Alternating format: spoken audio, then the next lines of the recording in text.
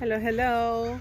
Hello, hello. We're here at the park and I'm finding so many small pieces of plastic trash. That was a balloon, then some M&M's wrapper there, and then the plastic lining of that straw of those mini juices.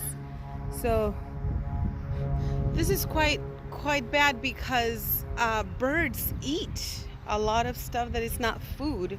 So what are we doing? Well, poor birds, you know.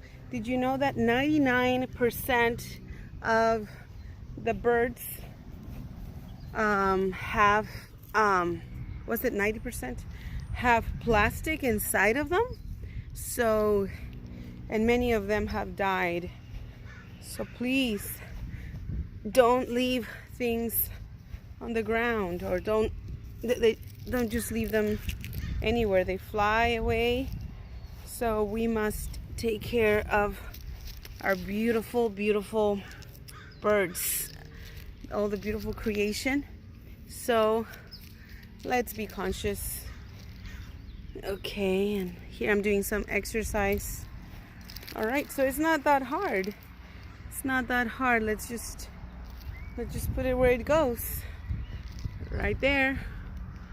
That's where it goes. In the trash can.